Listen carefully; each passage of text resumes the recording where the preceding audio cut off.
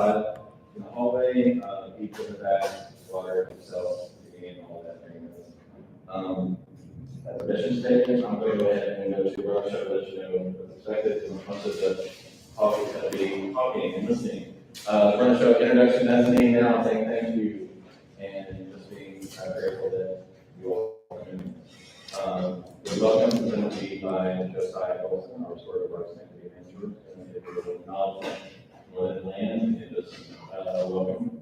Then we're going to go to the historical context of grants with Dr. Coleman, Raymond Executive Director. And she's also going to give an update on the status of Thrive and where that is right now.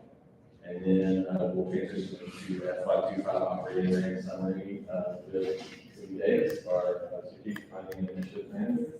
And then we'll go into Q&A, which is going to be we're here, we're small group, just raise your hand and I'll facilitate that over here in just time. Myself, everybody doing. We put out the cards because we know that some people may not speak or feel comfortable speaking, so we're all, and if it goes over, we don't get all the questions answered, and we're here to go over. We need to be out of here at 8:15 because they close the shop at 8:30. That was the schedule we were given.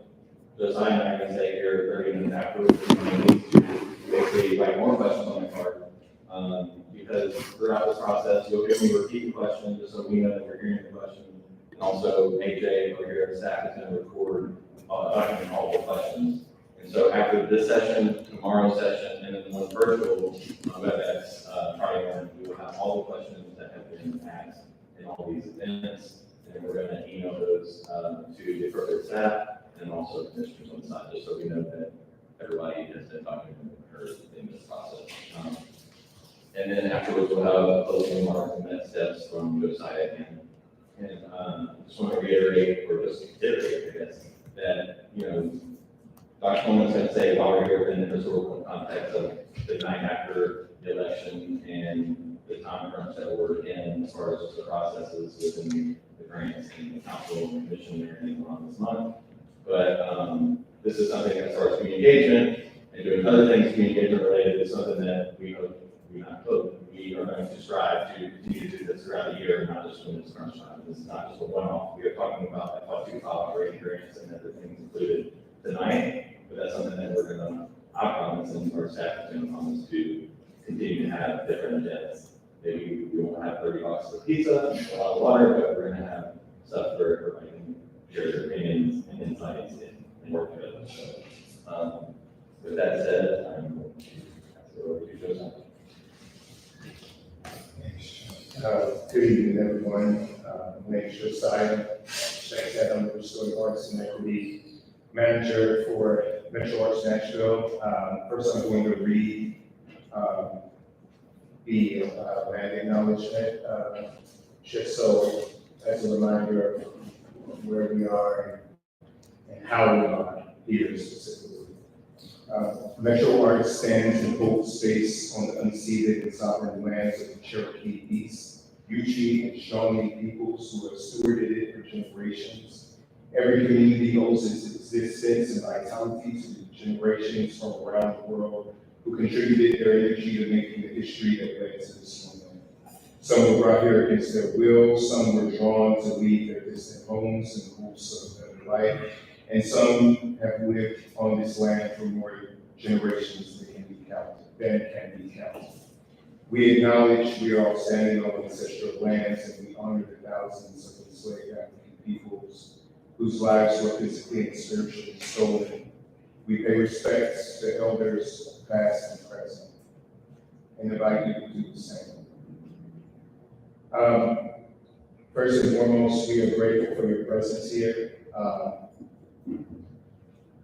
I don't need to go into too much detail about how I imagine for everybody, this has just been a taxing season, given what election years do and just generally the state of things going on in the world. We're grateful to be in this space with you. We're grateful for your time and attention. We're grateful for the labor that you put in over the past years in your own careers and leadership and work in your organizations. And and the work that you do, even amid the uncertainty of these situations that are important and have serious impact and consequences. This engagement is an opportunity that we hope will be used to put in effect and center communication with Metro Arts and community as a two-way street, and to prioritize that with every step of policy, with every decision-making level, and with actions that go forward that are critical to the health of the arts ecosystem and the communities that they benefit. I'll also say that we are here to receive your questions. We're hoping there is intention to be able to answer them. As things are in the stage of community development, and with that two-way street in mind, the hope is that if there's a question that's asked, that there's still answers that can be developed after tonight. We work to put those answers together to ensure that we can figure out what the desires and what the needs of the community are and what the questions are, so that there are answers that will be for you and that will ultimately come before the commission in their review of guidance. And again, just to reemphasize what Chuck shared, if you do have a question that you're not able to answer tonight or haven't answered or spoken, please share with us that, and we'll make sure we keep a record of it so we can address it over the next two meetings. And also, a few of us are here afterwards. So again, thank you for being here, and I'll defer to Dr. Coleman. Yeah, sorry. Good evening, everybody. My name is Paulette Coleman. I am the Interim Executive Director of Metro Arts Office of Arts and Culture. We are here tonight as a result of many things, but most specifically, a Title VI discrimination suit that was brought against Metro Arts and the legal department. As a result of that, there was a conciliation agreement. And among the terms of the conciliation agreement was a requirement as we began to develop, think about a Thrive or Thrive-like program, that there be opportunities for the community to be involved and engaged. I started out thinking that we had to develop it wholesale and then present it. And I was gently reminded by our friends and colleagues, that's not how it works. You can't come with something already predetermined and then present it and say that's community engagement. So the thoughts and ideas you hear tonight are those of the staff. They have not been approved by anybody, anywhere. This is a dialogue. This is an opportunity for you to share your thoughts and for us to refine our thinking. There is a particular process involved that once the ideas are compiled and resourced, etc., that we will then have the opportunity to look at what Thrive will look like in the future. And I'm sure the question in your head is, well, what's wrong with Thrive as it is? There's probably nothing wrong, except the state of Tennessee and Metro government have rules and regulations which prevent public dollars by Metro from going to individuals. The exception is the case of indigency. So you know we have social services and you know we have MAP, and that's a whole different thing. So the Thrive program began in 2014. And so another popular question is, well, we've been doing it for 10 years, so how come it's wrong all of a sudden? And many of us have our own answers and interpretations for that. But one of the things I like to say is very often when a light shines brightly on something, for whatever reason, we have to respond in terms of what that light reveals. And I'm sure you're aware that there was a scathing internal audit of our Metro Arts Commission, and then you have the Title VI complaint. So here we are today. Metro Arts Now it's called Metro Arts, it used to be Metro National Arts Commission. Anyway, regardless of the name, was established in 1978 by code. And the numbers are there for you. It first began having grants, not so much giving grants, in the 1988, 89. And interestingly enough, the grant was received from outside sources to Metro to pay the executive director. And I think, as I recall, it was about $5,000 or $8,000. Maybe it was several, but I found that very amusing. Since 1987, you can see on the slide that more than $61 million have been given in grants. In that time, there are 10 local arts organizations that have received the lion's share of those grants, or about 70%. In these days and in these times, that causes concern. And the concern is, what about the other 30% of the organizations? And 2 decades ago, when I chaired the Metro Arts Commission, there weren't even that many organizations that we would consider small. So the dynamics have changed, the realities have changed, and so now we gotta look at that money and see how we can most appropriately ensure that it goes to as many people, and not people, but organizations as possible. We've been looking at the values that we want to have and that we want to make sure are integral to our grant-making philosophy. And those values include being equitable, being inclusive, being justice-based, and impactful. So those are among the thoughts that have gone through our decision-making up to this point. We all know, and it's well documented, that Metro Arts has a history of disparate grant funding. Grant funding, however, has remained largely stagnant. Grant awards in Metro Arts have only increased incrementally. An example of not so much the grants funding, but $2 billion was the ask in about 1992 when Bill Purcell became mayor, and that was a jump from $650,000 to $2 billion. The first year, artists, art supporters galvanized and organized a campaign called I Support the Arts and I Vote, held a mayoral forum, and it didn't happen the first year, but it did subsequently.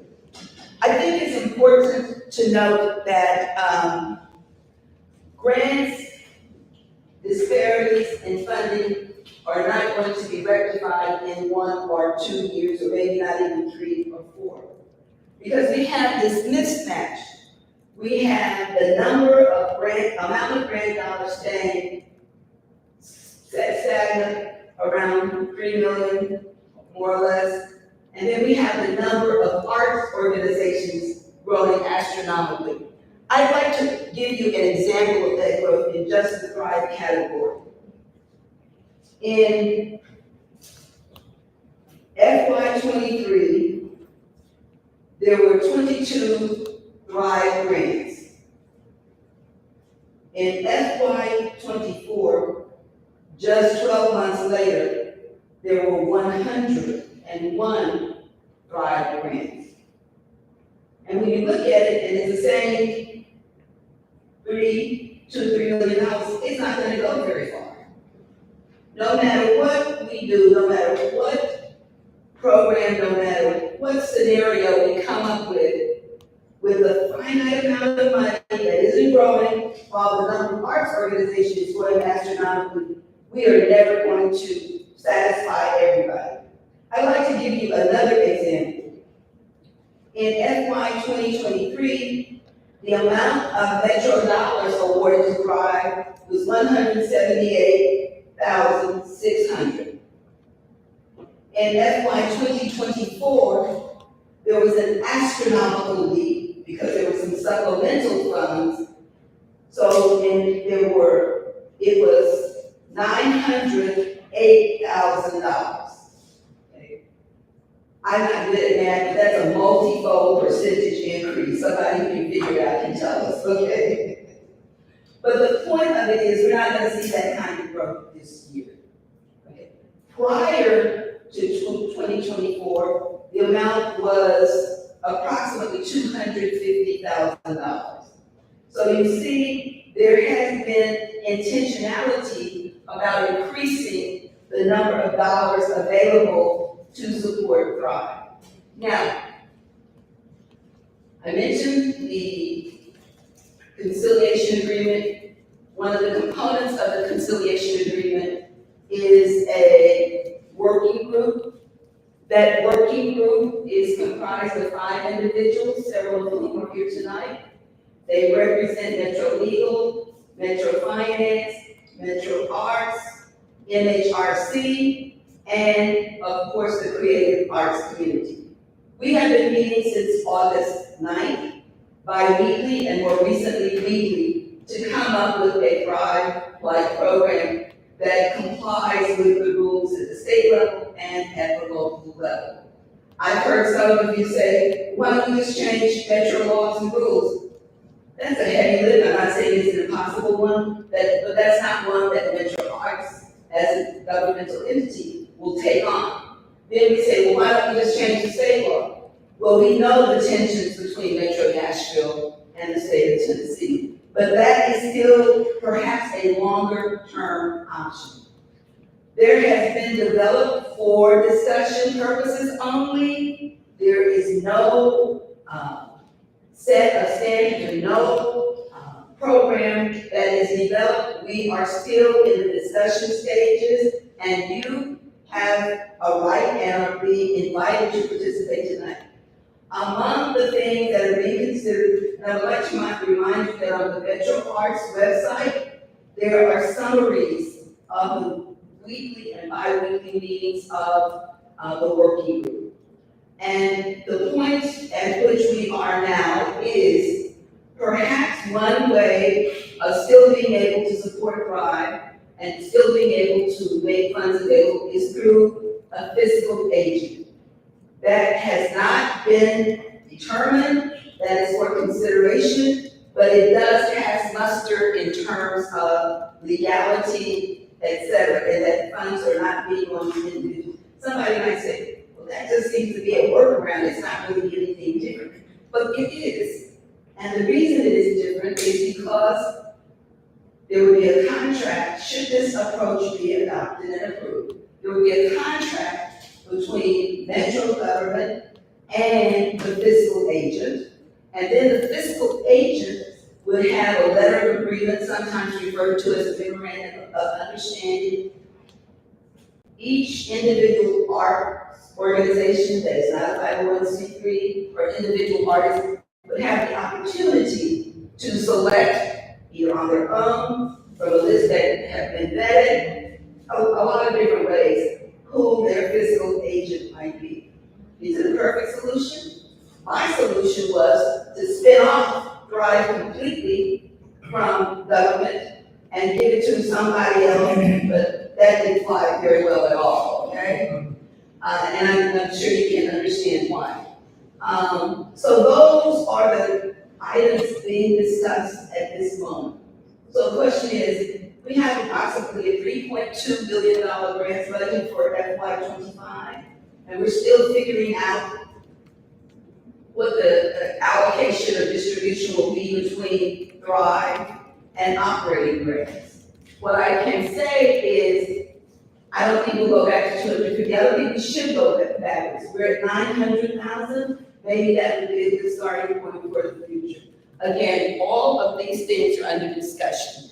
I would just like to, I don't want to take up too much time, but this is just highlights of where we are and what's going on. I'm available to answer questions, and I think I'll stop right here. Before I sit down, however, the work of Metro Arts is done not only by the staff, but dedicated volunteers, 15 who are appointed by the mayor. They go before the review board, and then they go before council. And 3 of them are here tonight. I'd like for them to raise their hands or stand. Mr. Wandaway, Mr. Tim Jester, and Ms. Mara Yu. We thank you for your service. I'm sorry. This is one of our newest ones. Ms. Esther Ruth Rosen Reliance, so sorry. So I'm gonna stop right here and I'll be ready to answer questions. Turn it over now to Sydney Davis.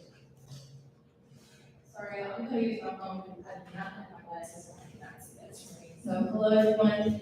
We have two different options that we have kind of been formulating over the last few weeks. Again, the goal for tonight's meeting is to get that feedback so that if there are questions about specific guidelines or things that you think we should possibly change, we absolutely want to say that out. So, the first option is probably the one that you might recognize from our meeting on the 13th of October, and that's the one that was recommended from the committee. And as it stands, that the estimated performance period would be between January 25th, January 2025 to June of 2025. That would make it a truncated 6-month performance period. The grant closeout would be due by June 15, 2025, and this is based off of $2.3 million being allocated to operating organizations. This would still keep RIDE funded at around $900,000, which again is still a decision that has to be made by the commission. It has not been determined as of yet. So one of the key differences here is that we would not be having pretty much any wiggle room for a score under 70%. With the limited funds that we do have, the only organizations, my apologies, that would be getting funded would be between 70% and 100%. These will still be scored by community panels. These will still be, for all intents and purposes, privately scored. We will not have any committees or commission, and the panel process will look as it has in the past. They will be the recommendations that they decide for the work, and then again, this will have some type of review at the end for any of the panelists or any of the applicants that have applied. Some of the important highlights for FY25 is that there's no mixed percentages, as you might be able to go and look and see that there were minimums at one point, and the recommendation, the basis for that is just, we don't have the funds for minimums.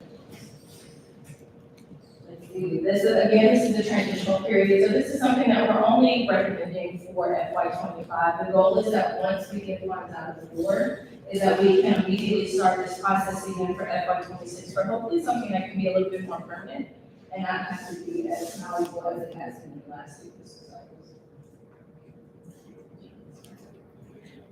I know there's questions of multi-funding, whether or not a Thrive applicant could apply to also be an operating.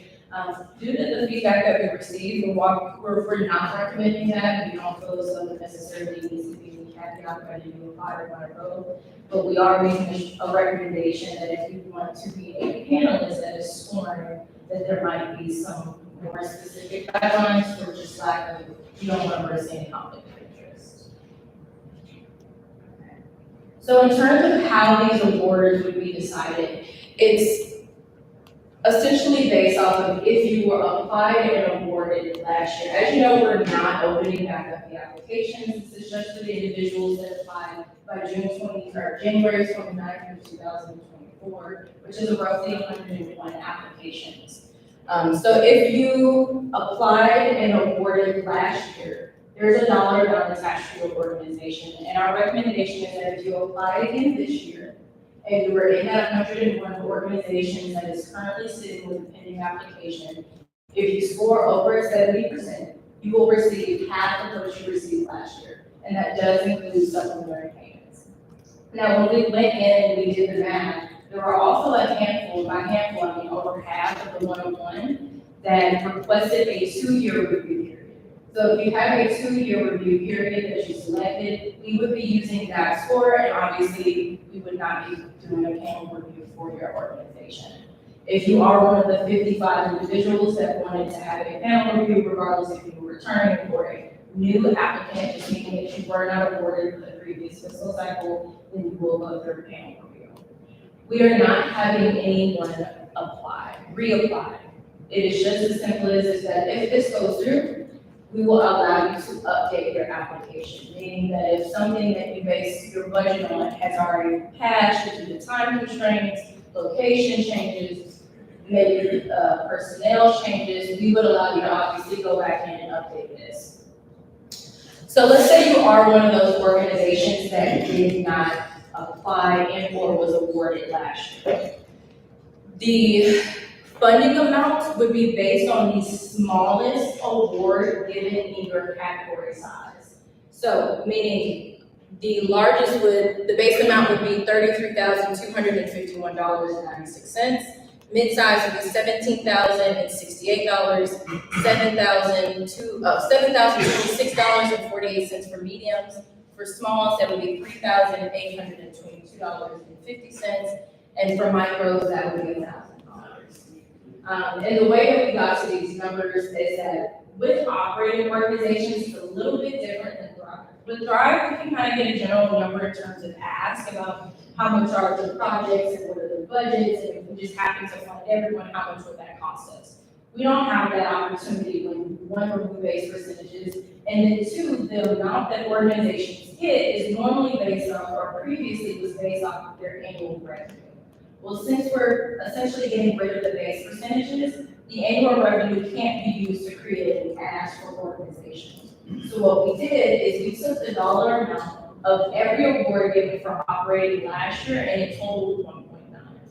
So at 1.9 is kind of the estimation, if everyone from last year, we know this didn't happen, but if everyone from last year returned, we would have 1.9 to pay out half of what was given to the people who were awarded last year, and we would have roughly about $400,000 for the individuals that were not awarded. So I know that can be kind of a little bit of a wraparound, but I will be here at the end to ask, or, to answer any specific questions about option one. So what it was requested of me as well, and from the staff, is that we give another option for operating, just so that the commissioners and the committees have something to compare, and obviously including their feedback as well. So the second option, the top half is going to be about the same in terms of transitional period, the removal of a base percentage, the grant closeout, the funding. This is still a 2.3, estimation, as well as this one, which would still be over 70%. Now, the award amounts are slightly different. The award amounts for each category would be a specified flat amount determined by the size of the operating organization. This approach ensures that each organization within a category receives a consistent grant amount based on its size designation, which is large, size, medium, micros, and smalls. The total budget allotted for each category would be based on a percentage of the overall funding pool. This is what we're hoping will allow scalability and making it easier to track growth in one category versus another. This percentage-based allocation provides transparency, adaptability, and ensuring that funding can grow proportionately as the overall budget expands. So if we see, these are some numbers over FY23, FY24. So as you can see, we've proportionally or disproportionately given our funding to one size versus another.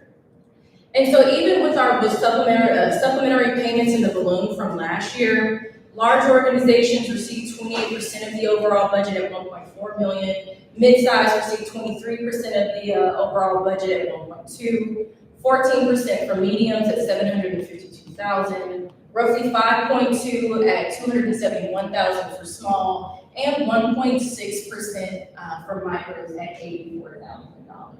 If we compare those percentages from the year before, it's 47%, 40, 14, 13%, and then less than 1 from micros. So our second option is that we would place money in the category sizes, and so that over time, we can hopefully see these percentages be about even depending on the need, the amount of applications that we're receiving. And so the FY25 proposal is that largest would have a pool of $500,000, which is 22%. Mid-size, $500,000 at 22%. Mediums, $550,000 at 24% of the overall budget. Smalls at $500,000, which is again 22% of the overall budget. And then micros is 10.1, but we rounded for 10 for easy access. And so the way that would look is that it would be a small organization essentially competing for funds against a large organization. It would be small competing for funds amongst other small organizations. So for all intents and purposes, the point of our categories is to more line assess how many applications are being requested in each dollar, so we know where to put the money, right? So for largest, we would have 500,000. This would be funded at 100,000 award, which would be 5 out of the 8 large organization applications that we have currently. Mid-size, we have 500,000 funded at $50,000 an award, which would fund 10 out of the 21 applications that we have currently. Medium would be 550,000 funded at 50,000 an award, 11 out of the 26 that we currently have. And then smalls, 500,000 funded at $25,000 an award, and this would fund 20 out of the 30 applicants that we have. Micros, 250,000 funded at $12,500. This would fund 20 out of the 24 applications that we currently have. So essentially, well, how does this work for me? You go through your panel, you receive your score, and it is simply ranked from highest score to lowest score. And essentially, out of these categories, the top 20 for micros, the top 20 for small, the top 11 for mediums, the top 10 for mid-size, and the top 5 for large. So each application will be reviewed and scored by a panelist of peers of the artist community. The panel review, selection, and evaluation will again be similar to last year, and they will be awarded in any form. So for that, I will wait for questions. So basically, we have an hour and 15 minutes to have a conversation. Any questions, raise your hand, and I'll call you out. And if there's multiple hands, I'll say, this person goes first, and the next one will be on that. So, go ahead. For Thrive, what are the amounts that they will be awarded? Does that question make sense? Well, Thrive is based on, they actually ask for an amount, and we do have a framework, and currently the amount is 20,000. Whether that will remain the same or not, it depends on the ask, because they do ask for a specific amount. One thing I forgot to tell you is the Thrive asks for FY '24 was $3,676,148, which exceeds the total amount of the budget period. But I guess my concern is, of course, a couple of years ago, the amount for 5,000 and 9,500, and of course, through a discussion, the amount was increased to 20,000 without any money available, additional funding at the end. Are you going to be awarding it 20,000 when you've got organizations who are important to the work of our community? Oh, They're taking cuts, they're being reduced down, so you'll have an individual getting 20,000 in a small organization who's Wow. trying to hire, employ multiple artists and doing the work within the community, getting $1,000. Something it still is not balanced, so I'm just curious about the 20,000.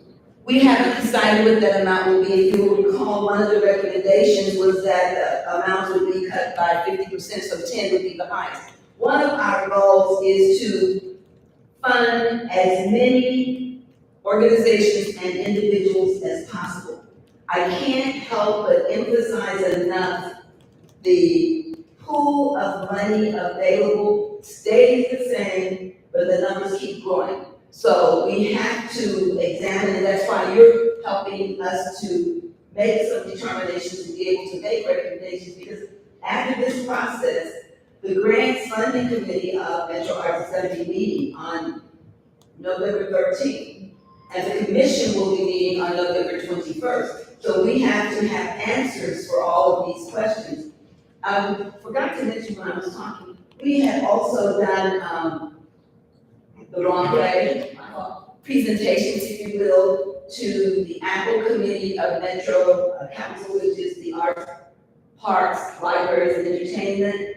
We also have, last Monday did a presentation to the Women's Caucus. We also have done presentations through the coffee talks. And so we try in a variety of ways to hear from people and their concerns. Yours is a very valid question, and I'm sure all of them will be. We don't have a definitive answer. That is among the things we are looking at and working with. If you don't have enough money, you don't have enough money. And so what does that mean? What is our charge? We have to join together to advocate for more money for arts in this community. We rank very, very low. We're similarly sized and situated cities in terms of our contributions to art.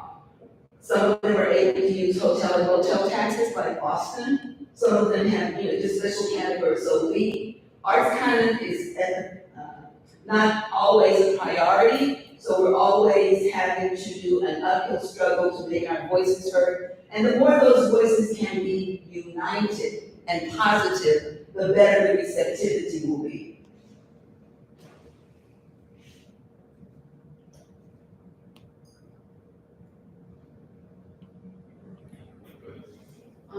What is a fiscal agent, and what would that process look like if we were to use it? A fiscal agent typically, in this instance, is to be a nonprofit organization, and because that's what Metro has to give money to.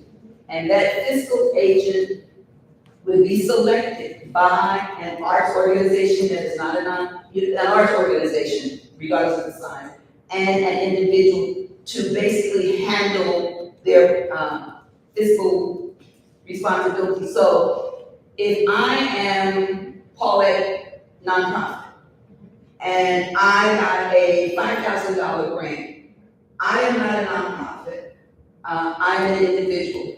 I would then select either on my own a fiscal agent that should be a nonprofit, not a for-profit business. I could, depending on which model is used, if any of them are used, there would be a panel of fiscal agents that has been vetted that I could be assigned to use, or I may have already used a fiscal agent in the past. There would then be a letter of understanding, also known as a memorandum of understanding, letter of agreement between the fiscal agent, who is the Metro contract, the person with whom Metro has a contract, and the Paulette Inc. And then we would work together. Obviously, they would disperse the funds. You would have to do some kind of a report before it's over. And there would be some kind of monitoring, not necessarily by the fiscal. It's not intended to be onerous. It's intended to be a possibility for us to continue thrive by program without being out of compliance. Did that answer your question? It did, but it opened up for another question. Okay, that's fine. That was excellent. Would you have to, if you were, let's say, someone who didn't currently have a nonprofit, would you then have to pay a percentage to the fiscal agent? Important point. There is always an administrative fee. Okay. But in the contract that the fiscal agent would have with Metro, it could be no bigger, no larger than 10%. Okay. So you wouldn't get somebody, we would not allow you to select a fiscal agent that charges 50%. When our nonprofit partnered with Thrive early on, they made sure that the nonprofits weren't getting any Thrive funding because it was considered double dipping. So it is interesting that this new model does funnel more money to arts nonprofits at the expense of Thrive. And I am curious, because you had mentioned that state law prevented us from paying arts directly, how does the Tennessee Arts Commission do it? Because they're able to pay individuals. That's a governmental agency, and you will look at that code, it allows for that. I don't know why the code does not allow cities or, disallows it. I don't know the answer to that. The state law prevents cities. Well, my gallery has just Tennessee Arts Commission and we're working with fiscal agent. I'm sorry, what? They're working through the fiscal agent. Okay, do they require it? That's just how it's set up. Okay, they just said they pay individuals on their website, so I'm trying to. And then the state of Tennessee is paying them to administer it, like, we got the amount, and we're giving the amount. Yeah, as a check from that entity, not from the Tennessee Arts and Music Tract. So that's the same model we're talking about. I'm not familiar with what you're talking, I was on the Tennessee Arts Commission for 5 years, and during that time, that was not the case. The only program through which individuals were funded was the fellowships, Okay. and that's very different. Okay. Will public artists still be able to be paid directly? No individual, wait a minute. Like Okay. public art for those projects, will those artists be paid directly or they need physical sponsors? The way that the public arts, as a contract is very different. We also, one of the reasons that Thrive was able to function as it did was because initially it was a procurement.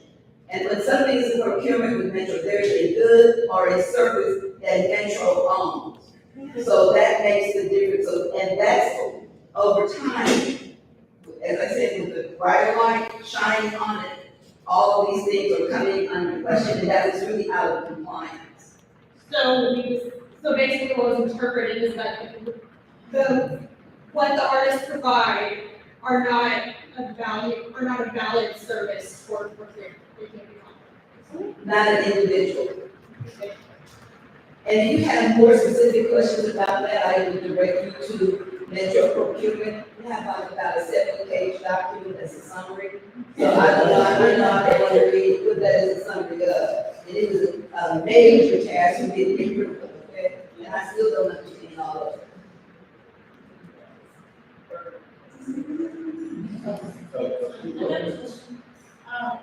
To understand, so this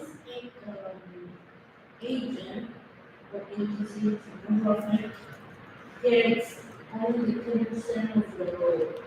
They may get less than that, I don't know, but they have different fees, so they can get no more than 10%. Again, remember, this is not been decided, this is discussion. So if you have some strong feelings one way or the other, somebody might say, well, take a portion of the grant money and use that for the administrative, I don't think they will, that's not good.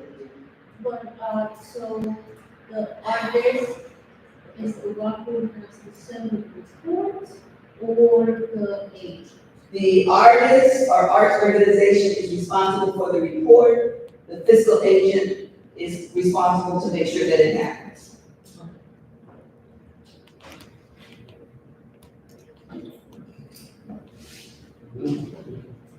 And I would say this to be in conflict, and I'm just curious, it always feels a little redundant to say you're gonna still go and look for a nonprofit to do the work, to work and pay an artist. Does it not feel that way? Does that make sense? Like, here we go again, we're already supporting our nonprofits, and here we go, we're trying to find another way, but we're still, the nonprofits are the ones hiring the artists as it is, and employing artists. Well, And they do it by the thousands versus a program that serves 50 to 100, so it's much smaller number by comparison. And the return on investment is so much greater with nonprofit. I'm just, one of the things that is in grant making around the country that's important is economic impact. And one of the things, if one were to use economic impact, that would be, whether intentional or unintentional, a way to discourage, because the economic impact of an individual is different than the economic impact of an organization. And I'm not saying that it's right or wrong, but we don't use that, but I'm just saying what exists in the field. And I would argue that we probably don't want to go that way just yet.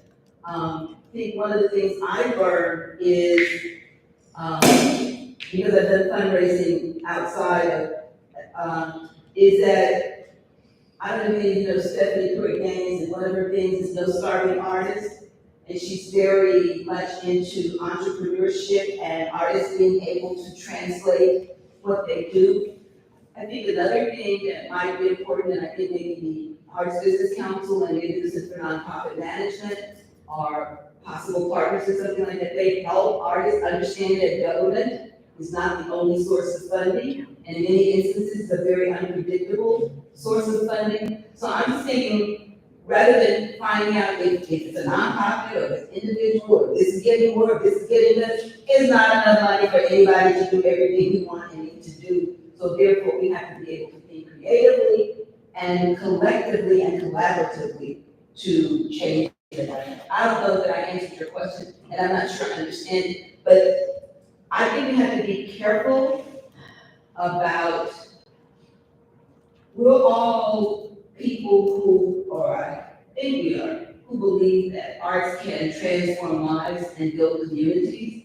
And so rather than figuring out this group because it's been around a long time, that individual because they're new, whatever, I think we have to figure out how we can collaborate and make the case for we all are important and we all deserve a bigger share of money, taxpayers' money, city money. For the fiscal sponsorship, how would you guys combat now the fiscal sponsors are kind of, they have the power to decide what art gets created, what is art, what art is valuable. How would you guys combat that if these artists now need to find a nonprofit who also raises their art? I'm not sure, I'm sorry. So if now the fiscal, if there's gonna be set fiscal sponsors that decide the artists and working with them, how will you guys prevent, if the goals are inclusiveness and equity and things like that, how will you prevent these institutions now, or what will be the goal to combat these institutions now having the power to decide what is art, what art is I'm not sponsored sure. and fiscally, sorry, trying to make it clearer. May I try to Yes, please. because as someone who's worked as an artist, who's received grants, where I couldn't get it immediately, I've had to work with a fiscal sponsor. And I've had good relationships with fiscal sponsors, and I've had bad relationships with fiscal sponsors that are able to leverage that control of the funds to dictating what the project might look like, or radically influencing the limits of the application that I can fill out the funding. So if Thrive uses a fiscal model, a fiscal agent model for artists going forward, I think the question presented is, what are the expectations set for how 501c3s or potential fiscal agents can make sure it's a healthy working relationship with artists?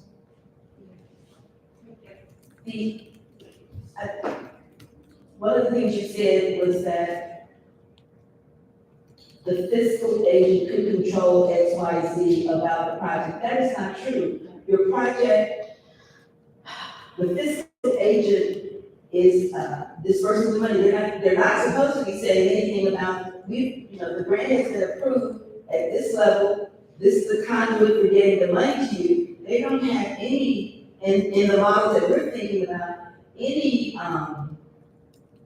control or any determinative power about the arts project. I think Josiah's point is very, very well taken.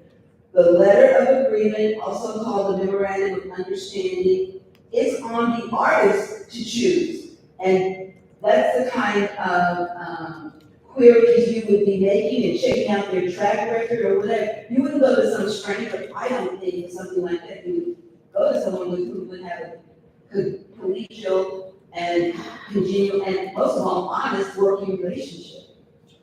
I guess I'm just concerned if there's like a limited amount, if there's like designated nonprofits and no one wants to take on your project that might have otherwise been funded in a different model. Would that be an issue? Like, I guess, like you could. That's why, again, in the discussion phases, there was discussion about one fiscal agent that Metro would give credibility, bona fides, et cetera. We also have a model that says you can choose your own.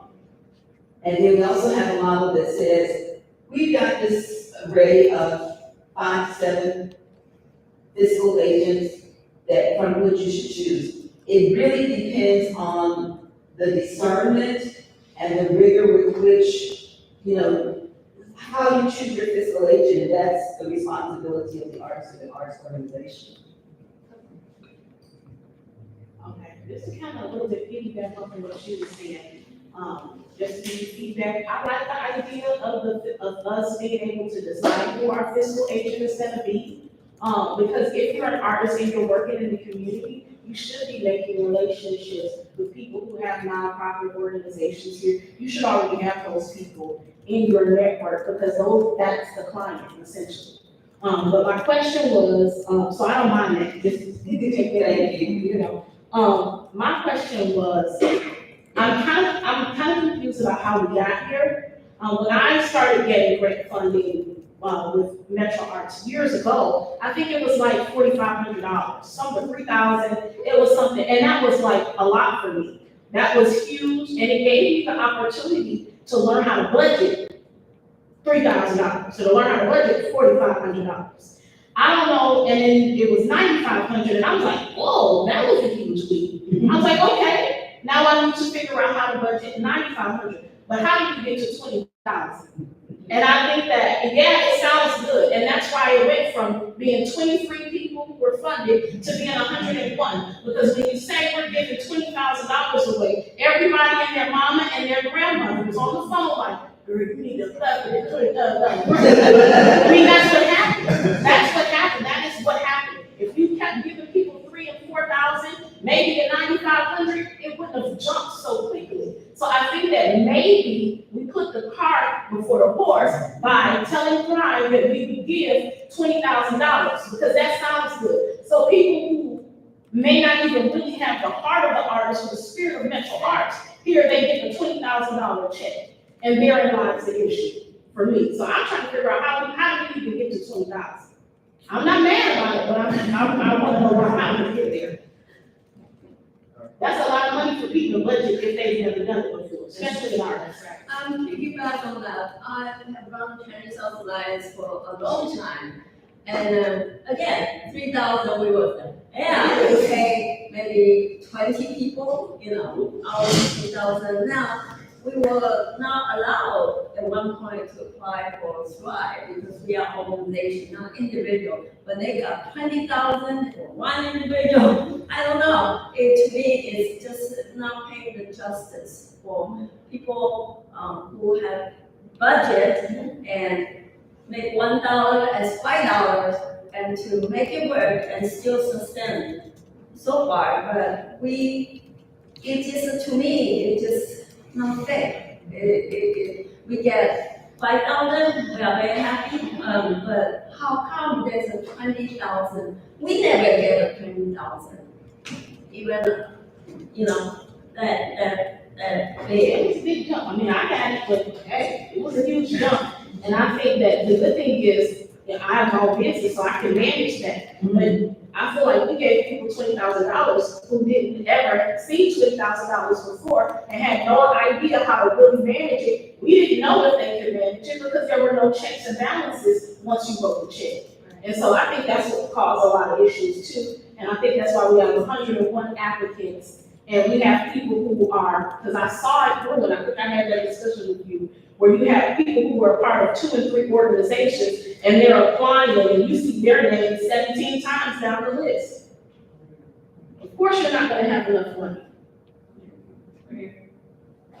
Well, the idea coming from that might be to scale it in some way, so an artist like you who's practiced and delivered, yes, $20,000, but people just starting out, goes up to that. It's Right. absent in the flat funding model. And I think would help our collective case to the national taxpayers and the council for the value of the arts is practically really fast. We need it to be effective and grow, and that's how you get further support for it. Which just, and the other comment is I'd love to hear as part of it, I appreciate when you talk about going to council and in those pockets as part of your vision, because I've heard that as absence in the conversation about your vision for getting more money for the Metro Arts ecosystem. And I heard it there, but I didn't hear it earlier. I think that needs to always be part of your urgency, because we work for you. And I understand there's limited resources. We all have limited resources. We don't go out and do everything and then go, sorry, we have limited resources, right? We're thoughtful and careful about those. And this is not speaking in opposition, and very grateful for the work that you guys have done, and the commissioners and the Metro Human Relations Commission have done, and noting how difficult that is and important that is. But through that, I'd love to hear you all then go back and go to that for people who have been in your community, either getting the money or not getting the money, to be valued as much as we value sidewalks. You know, just brings back to that. I'd love to hear that as a constant theme from you, because I hear council members coming and saying, they'll help us get more money, right? But we need to align with them and start advocating for that. And that always needs to be part of the language, right? I'm Myra, and I'm the executive director of a nonprofit organization. It's called Casa de la Cultura Latinoamericana. So we're still small. We've been here running for over 13 years, but we're still small. We work with the Latino community and immigrants and refugees, so it's for everyone. So I had to learn how to write grants. It was a little bit difficult, and I was a panelist long time ago with the Commission. And I tried to advocate some of the minority groups because I was part of it, and I'm still part of it. So one of the things that I've seen is that talking about why this group has more money and how do they decide. Well, you have, as the proponent said, panelists, and they have been chosen because of the curriculum or the experience with arts and organizations and education and all that. And it's hard to win all those 10, 20 grants, but I understand what you were saying because I'm still there. And one of the things that I've seen is, as you were saying, is collaborating and trying to talk to each other. Because that is what I've done all of these years, and I'm still doing it. And it's hard because I have people knocking on doors one by one and telling them who I am, what we do. And I said, well, especially when we have to look for sponsors, because I write the grant, I stopped writing grants for the Metros. Why? Because when I saw the amount, I was like, oh, they're asking all these things, and the board members were like, well, we need to apply for that, and as well with other organizations that we were collaborating. But nobody wanted to apply because they said, well, they're just offering us for this organization, or the level of organization, we are offering only $1,000. But they are asking for things. Plus, you have to know how to write grants. So I said, it doesn't matter, we need to do it because we need to learn. We need to learn, and then with knowing that amount is how we're gonna project our approach to, how we're gonna deal with our activity and say, oh, we want to do this, but we're gonna have this, and it's just a magic fund. Well, then look for sponsors. So it's when we go and open the doors and say, who we are, what do we do, how. And I said, well, don't trust me. Don't trust everything I tell you. Just go to my Facebook page, that is it's easier for people to go and and our website is not completely done because we are translating the website. Simple, but we want to have it look really nice for people because we have somebody who's taking care of that and counting the likes and where that information goes. And we know the websites are used by people to know how we look like, how's the board members, pictures, who they are. And then Facebook or Instagram, I'm very bad with all that, and I don't do it. But now that that works, I said, don't trust what I'm saying, but go to the website and go to the Facebook page, and then come back and tell me if I lie. But because I'm very passionate about what I do with the arts and helping the community, everybody will refer people, I wouldn't be paid because we're volunteers. But that is how I've been learning from the Metro Arts and from other organizations. Also, it's important for me to have a good relationship, as somebody was saying, with all the agencies. And that is what I've done. One of the organizations, thanks to the director, she's been my mentor, because even though she knows that we have this organization, she gave me always a tutoring. She's been my tutor about how to run grants and giving me tips of how we do it, so we collaborate. And I was surprised because not everybody was and they are more selfish about, oh no, well, I'm gonna take over and I'm decided how much we're discussing about money. But this is my experience as an artist too, always knowing people and asking them and telling them, this is what I do. We can do this together, right? And then we can present a project together for some of those levels. And then both we can get something, but first of all, always we think about artists.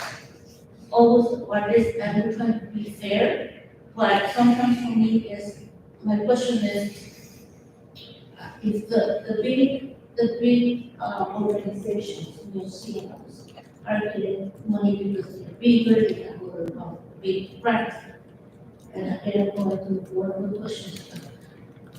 Making sure that that organization is providing what they are saying in the price.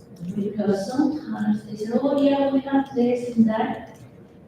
And I do this. I would they said, oh, we need volunteers for this event and artists.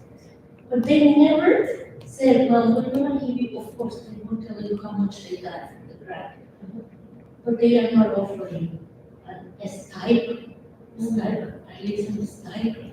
So I'm advocating for all artists, because I've seen organizations that they try to get your name because you're in a good set. But everything is for their own interest. And I don't think it's fair. That's why, I'm part of the community and advocate and go to the organizations and learn from them, because I want to advocate for everybody, for artists, but as well for organizations, because we have to pay for all this for the rest of the things. And we're the ones who are, we said in Latin America, we're warming our eyelashes to send the grant on time and send the money and pay the artists. But I think this is what I'm doing, and this is one of my opinions and advice for everybody. Come together and not get in this, because that creates more problems among the community than artists. Thank you. Yeah, I asked about operating. okay. Okay, so, again, I was like, I'm part of Tree Gallery. And we've gone from a micro to a small, and we're on the cusp of being medium. So one thing I've noticed is that bump up to medium, the amount of people kind of either stays the same or goes down. You're talking about option two. One of them, yeah. So option two is a exclusive, like, on list we can get, you must have been, yeah, right there. So for mediums, the mind you, the total number of vehicles are one of them, right?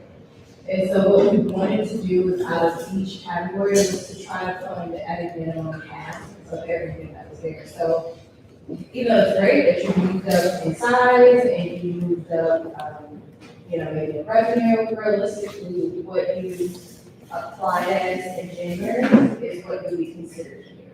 Yeah, I'm just saying that, like, for me, as we're looking towards the medium, the chances of us getting an award, we can put that next, like, 50 to whatever, 100, like, it drops. So like, it's just something to think about in terms of the amounts, because like, I don't want our organization to like sit in the small. It's like, we're trying to figure out how to pay people. And that's what's gonna get us above 50 is actually paying artists. Right now, below it's payments. So that's just one thing.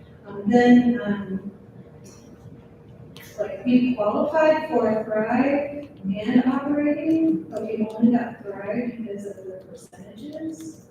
So I don't know if we would be considered a new organization or, so what the next cycle? As of right now, if you were awarded last year, then you would be a new organization.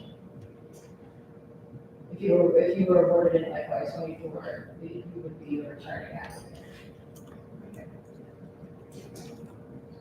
And either way, I don't believe we're in the process of recommending that you can't get either or both. And so with that being said, as long as you are eligible for all intents and purposes, if you're awarded both, the recommendations that you make. Since I help run a nonprofit, like, are the nonprofits of us in the room, can we be business sponsors? Yes, yes. You do.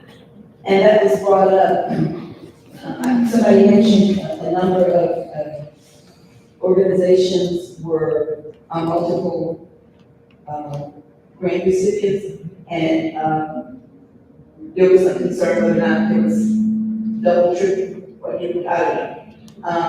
And it turns out in those instances, some of them were passed through. They were, even though they weren't called a fiscal agent, that's the function they were serving. But I can't caution you enough, it's your choice who your fiscal agent is. And your memorandum of understanding is between you, your agreement letters between you and your fiscal agent.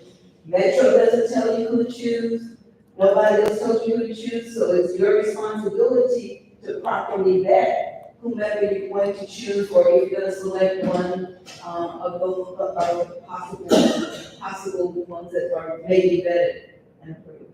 So if you're a fiscal agent and you're representing people that are part of the budget in terms of where your category would fall for operating. So, Like, if I'm a fiscal agent, am I considered by Metro to be paying them salary? And if so, then I would have to include that in my overall budget. If you're a fiscal agent, again, I'm not a lawyer and our lawyers are not here. Does that make sense for It would have to, because the moment the money goes to your bank account, then you were, it's part of your budget, so it would increase your budget. let me clarify. So remember, all applications that we are considering for Thrive and or operating are the ones that we have already received. When we go back to possibly update our application, we are not asking you to update your size because you have not been awarded said money, right? You wouldn't, for this example, if the issue or the concern is that getting this money as a fiscal agent will take you from small to medium, thus bumping you from 20 out of 30 to 11 out of 26. That wouldn't happen because you have your organization size currently now, and if you are chosen as a fiscal agent, the idea is that you would have already started processing or operating. Does that make any sense? Like, we're not asking, in fiscal 26 and 27. this is only referring to 25. This is only referring to January 25. And it doesn't work that way. If almost the year, the previous year, and your past year, then you would be judged on the previous year, so. Thank you. I'm referring to how they have applied right now. I think that, I'm just. So, but your point is change, it would change. So what if you're sitting in, in submittable, you have yourself, you were able to self-proclaim your category based off of your revenue, right? That will not change. From decisions from later on this year to January, if you are small as of right now, you will be small in January. The fiscal agency will not affect where you're standing right now, unless if you decide to be a fiscal agent. Maybe it's good to clarify, like, that this is these two options, what I'm hearing is they're only existing in 2025. Absolutely. After that, we can reinvent. Yes, this is, So they're just trying to figure out like a 50 as this is, to reiterate, this is transitional. This is to give funds to artists and art organizations at the earliest sometime in the spring. January, We don't wanna say a date, because if you say a date, then the spirits come after us and the date isn't met. the hope is, And we don't know what will be approved or not approved. Can I also just make a note about fiscal sponsorship, just knowing, I'm Sarah Oz with the National Filmmakers Guild. And we just went through the process of opening a separate account, a specific savings account to accept money as a fiscal sponsor. So there is a way to keep your finances straight in that regard. We have not yet opened up our applications, also I know that the Arts and Business Council also has a fiscal sponsorship for projects. So right now we're putting our people there, but.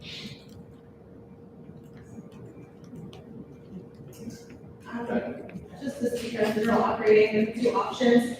So the first option would give us less money, our nonprofit, less money than if we had never even had the whole equity thing, we just stayed on track. So we would be giving us money. However, we would be getting more money with the second option, but I personally wouldn't like, whether it's this time or in the future, to start putting small nonprofits against each other. Or like nonprofits like sides against each other, and competing for funding.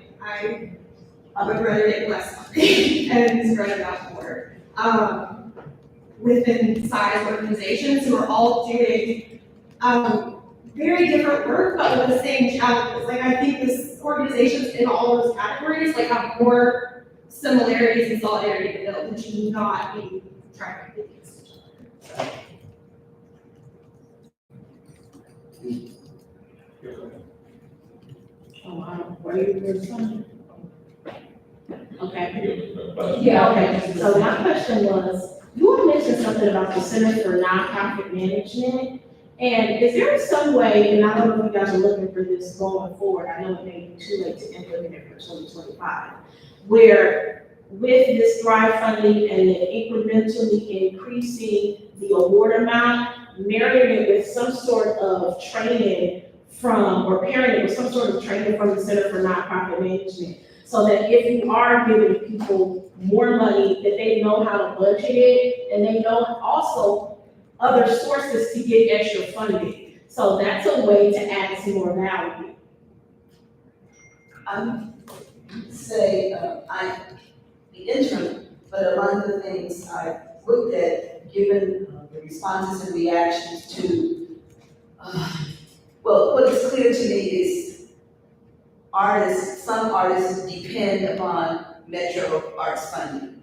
And so one of the things I have appreciated is there are other organizations that fund arts organizations, and maybe there is a need for some training, maybe there is a need for some collaborations. We are not at that point yet. It would be, from my list of to-do things, long term, but I do see it as really, really necessary, because, and I want to make sure you hear me and hear me well, just because you apply doesn't mean you're gonna get a grant. Exactly. And there has been a sense that, well, I applied and I didn't get one, so something's wrong. And that's just not how it works. I don't know any grant writer who has 100% record of receiving grants. And I was good, and I thought I was very good. If I had 100%, the next one surely didn't get funded. It's all very temporary, you know? And so I wanted to, there have been some changes made, and among the changes, you don't have to have matching funds anymore. That's a very significant change. That's huge. Very significant, but we still get beat up, okay? And so I just, that's why I said we can collaboratively embrace and work collaboratively. And, I think it would be advantageous for all of us. One other thing, I'm not sure which one of the, whether it was Apple or whether it was Women's Caucus, I'm not sure which one. But, one of the council women said, because one of them calls, said they're vultures out here, the vultures are trying to take the arts money. And this particular woman that I know responded, I want you to know I'm a vulture and we're gonna be looking for money. So that's why I say, the more we can kind of be together and talk and work together to have a united front, I think the more advantageous it is. Just for clarity, I don't have a definitive answer, but when you require something of one group that's not required of another, you raise questions of it being equitable or not. So when you require this person to get budget training, you're still giving, this is about the equitable distribution of public funds. And inside of that framework, there's a whole lot of tap dance. And I only say that because hearing that makes, I don't have an answer, it may not be, but It it's, makes me excited. It makes me feel like I'm in a position to be better and grow, because those large organizations already have that building, they have accountants, they have CP, I mean, they have everything already built into the framework. So to have an organization that would say, hey, I'm gonna help you be successful, I'm gonna train you so that you can grow, that's something that I could be part of the Metro Arts family for years. And they can watch my organization grow from being an individual artist and an idea and something that I'm passionate about. 2 years on down the line, now I'm one of the larger organizations because of the training, not only the funding, but the training that I received. I think as an artist, that can spill over into my business and my art, as I'm a singer-songwriter producer, that spills over into that business. So I thought it was cool. but to be mandatory just for history, you can look it up. The symphony with Bankrupt and Metro, they never required them to do what you're saying now. From MHRC's view, we take seriously the idea of the equitable distribution of public funds. And sometimes the devil is in the details. And I probably shouldn't have said anything, but just that thought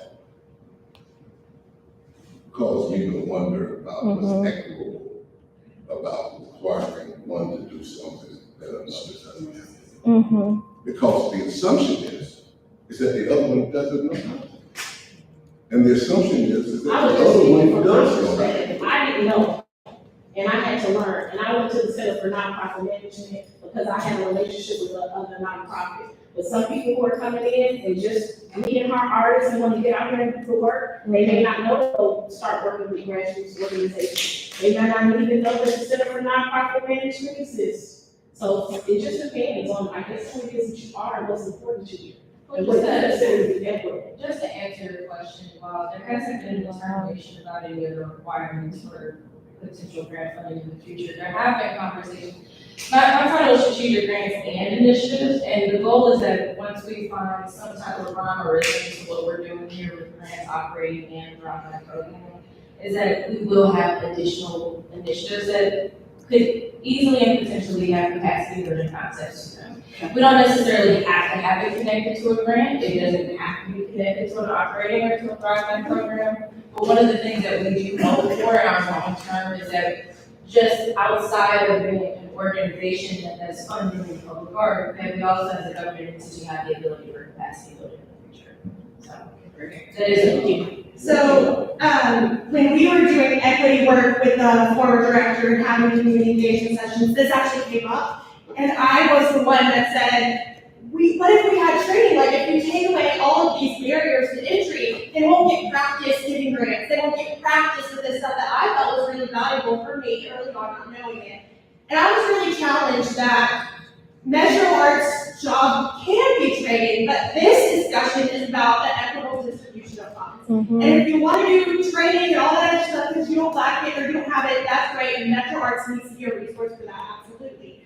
But I do think that it does become paternalistic to say, well, some artists know how, I'm going to decide which artists know how, don't know, all any of that stuff. I think the conversation in general that artists don't know how to use their funds is also another contradiction that we're having here in the arts community in Nashville. But this conversation was had, was discussed, regardless of how the outcome, I really resonated with what I was challenged to believe about that. I do have to leave now, I'm sorry I talked a lot tonight, thank you all for your time, thank you all for volunteering it. I just want to say thank you all, because the presentation that you all have laid out, it lets me know that you guys are putting in a lot of work. You guys are actually thinking about the artists. Option 2 really resonated with me, just making those big changes. I don't know any large organizations that have to go out and necessarily, let me see how to put this, improvise with their resources. Being a small organization, we do have to do a lot more work. We do have to build those connections in the community. We do have to build each other up. We have to lean on one another. We may have problems that we have to collaborate and resolve together. And so I just want to say thank you to everyone that is sitting here and working towards a meaningful resolution to the issues that we do face in Nashville. It's not going to happen overnight. Another suggestion that I should give right quick, Corner to Corner is a great resource for a fiscal agent. I have utilized them in the past. They are very hands-off. They are very good as far as being a good man. They don't get in your business. The report is simple. It is something that artists would be able to thrive utilizing that basis. Thank you all. Thank you. And don't think that we're rushing anybody, we still have 30 minutes, if you have specific questions or even comments now that we have not a packed house that sharing your services, but any questions directly related to things that were presented tonight, since you're here. Any questions? For sure. One of the reasons, I'm so sorry. When we were coming up with these proposed word amounts for option 2, I do not want to call it an average anyway. And it was not meant to, I should have reworded, it was not meant to say to put organizations against each other. But one of the things that we were talking about is access on the application. The small micro application looks different from the large applications. They do have, the large organizations actually do have to give us more information. And that was done very purposely because most of the time they have the resources to answer those. So when it came to this dollar amount here, we looked at on average what individuals in that category receive, and then how can we, how do we make it work well? Like how do we have someone do one question versus 7 questions, and they're not just getting $3,000. Last year in the micro organization category, most people received between $3,000 and $6,000, right? We had one in the small and the micros that received $23,000.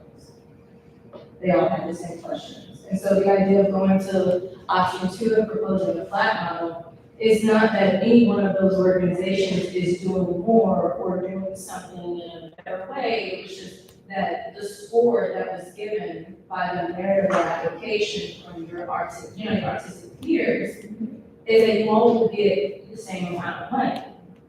And so if I was one of those organizations that received $30,000 based on my revenue, and I had an organization in my same category that just had a larger revenue up to $25,000, we're talking about micros, and they were able to receive 23, it begs the question, even within my category, we're having, discrepancies about the word amounts that we're giving. So I want to say average, because again, 12.5 is not an average of what was given last year, but this is just a way to make it, proposals to make it a little bit more neutral. I don't want to say equitable, but just more neutral. One other reflection that I haven't heard a lot about is just like, what does it take to have a viable arts organization in Nashville? Even a small organization, but as successful as I can imagine, we're so late, we're like, I don't know if we can make it anymore. and it's absent from like the analysis of like, well, if we're gonna start all these organizations and we're the experts in Metro Arts, like, we should be great at starting and fostering arts organizations. But my sense is that the research hasn't gone in, or the thought hasn't gone in, as we're starting all these art organizations, is can this community sustain all this? I would say no. The $5,000 we're getting from some funders is the same $5,000 we got 15 years ago. For some reason, everyone with a job gets cost of living increases and raises, but nonprofits, like, no one considers that there's people working there, and that they should also get cost of living increases along with the rest of Nashville. So that's why it's hard to be in this community, is talking about equity. It seems like equity is for just the arts community, but no one else in Nashville, none of the people building buildings, none of the people governing the arts, community, no one else is pairing their or matching their wages against what we're making, right? It's just for us. You're also starving our community by not increasing resources, right? So that's my ask of you. Again, it's like, think about what's actually viable, think about the people in your ecosystem, and build growth to be prove that you can sustain and support organizations that it won't matter who leads the organizations, because no one is going to be able to sustain a nonprofit. I think when we talk about sustainability, one of the things that we do hope to continue from 25 into the future is that, with good reason, the recommendation was that we get asked before we get our budget, so that we can essentially show the need and how that's increasing over time, how we go from 21 to 101. And I think one of the determinations that we made is that we should not try to grant money that we don't have. And I think one of the things that I think we all kind of agree on is that we don't think applications and or even receiving ask should happen until after Metro Arts has received their budget, which normally happens in July. So if there is a big change, if there is some type of shift, it will just be more of a timeline and not necessarily what we're hoping to achieve by granting. So instead of seeing that application open sometime in October and November, it might be that we start looking at when the application could potentially open in August or September. And they continue afterwards instead of having it before we even get our budget. It also just helped us with monitoring, because I think that was something else that was brought up, is like what's happening in the in between we write the check and then we may or may not get as much details. That we do intend on having a much stronger monitoring, and this is not just for Thrive, this is for operating.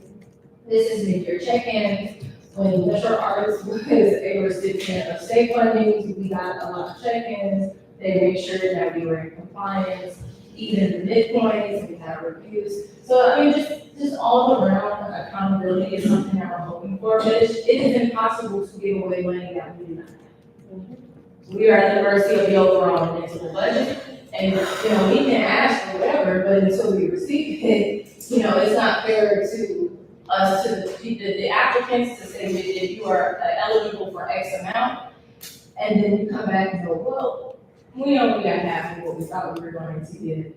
Let's try to figure out this, let's try to figure this out after the fact. And at this point, you're not going to your fiscal year, you're trying to figure out how you're going to budget. So that is something that we are hoping to take into 26 and beyond, is just moving the timeline a little bit so that it's a little bit more transparent. Can I ask a clarifying question? For the sizes up there, is that in the same categories as the sizes on the website? The same, at this point, the only time the revenue is considered is just to choose your category size. That has not changed. Or we don't intend on it to change.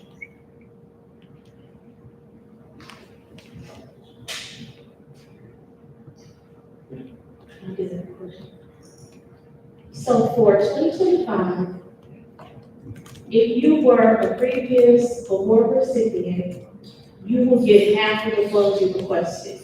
If you were not, do you stand to get the full amount you requested?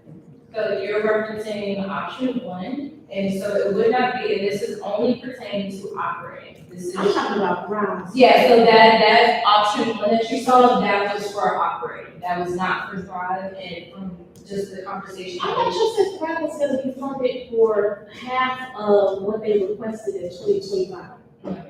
No, that, I think it might just be, we're talking about a lot of numbers and a lot of different conversations here. For Thrive, please correct me if I'm wrong, I don't believe the work group has made that determination. Historically, and last year, it was up to $20,000 and an individual or an organization could request for the project to complete Thrive.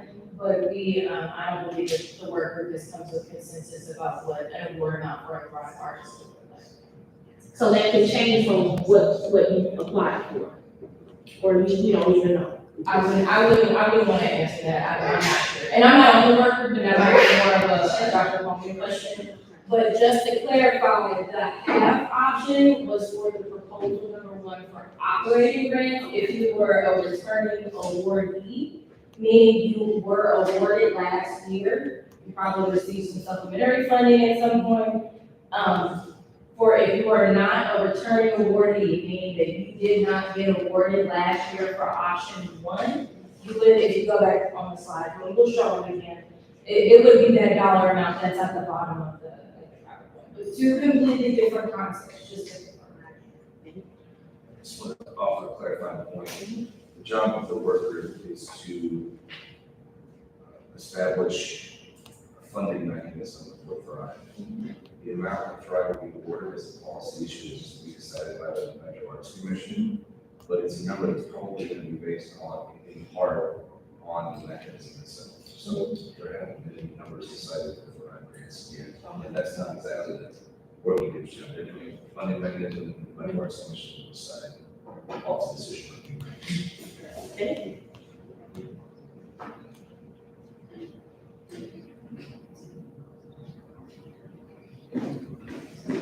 Any other specific questions? Like I said, we got 15 minutes as far as the being in the room. We're not rushing. You know, we'll be around. One of you wants is not. Just a thought or comment. My concern has been the last couple of years how there's been a division created between artists and organizations. And I feel like we'll never get the increases in funding if there's some kind of, it looks like there's an internal argument or fight. Does that make sense? And what, and that's my worry about wherever the money ends up here versus there, and somehow it pulls from one or the other and it works. So I guess that for the commission, it goes back to the question of the commission is how do we increase our money now? How do we increase our funding? If we're not all in the room together, how does that happen? And I guess that's my worry about how it just falls out. I think that's a plus, is that they're all constituencies, these are all really important constituencies. All the artists, all the organizations, the symphony, the ballet, in making the case, and everyone has to feel they're included and part of this. And I don't think, I actually feel great about this meeting relative to other meetings I've been to, that we're gonna have the end of people's feelings and spirit. So I feel like we might be getting there. But I think you're right. I think that is necessary for us to get to that place in the community. I feel good about going to that for Metro Arts and going with funds, going to Metro Arts to be used in a reasonable way. I feel good about that.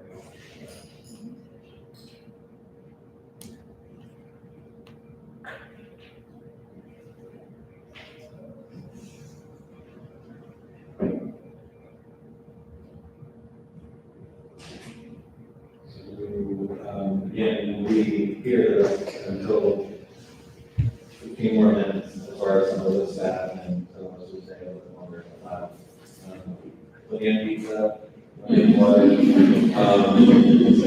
also, pretty much going to be the same presentation that we had today, tomorrow, morning, so please, like I said before, don't actually use cards, you can email us directly. I put my email, all of our staff emails on the website, on the press release, so we're configuring all those, documenting all the questions. If you have other ones to do tomorrow, if you can come tomorrow, that's even better, and share it with friends. I don't think they're going to pizza anymore, so we will come. And we will be here on time, and with that information tomorrow, you probably know that. Someone has those. Oh, yeah. Go ahead. Just a quick, will Yeah. the session tomorrow be, will you go over the same material as this evening? Yeah, and with that, You might dress it up a little bit. some light. But yeah, just have closing remarks. Thanks again for coming, everything that Chef said.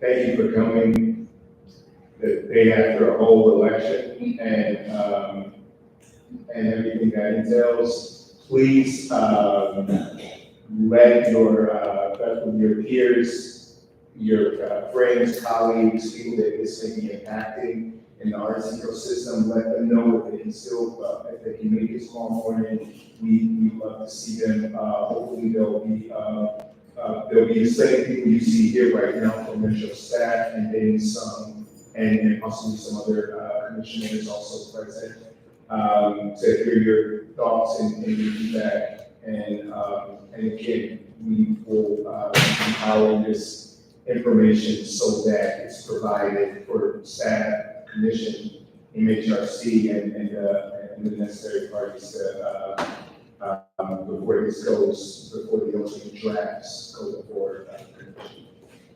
And we're here for a little while, if you have questions. Thank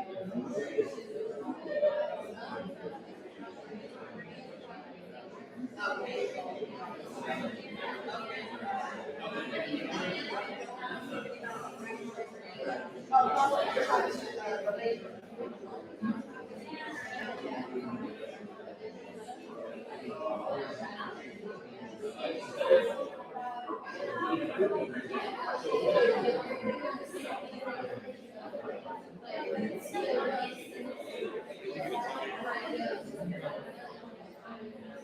I'm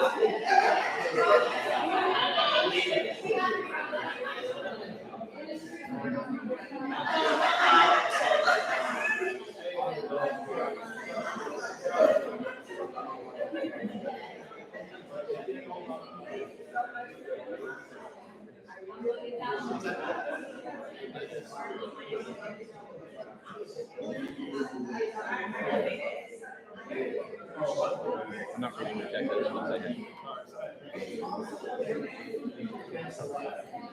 What up, YouTube?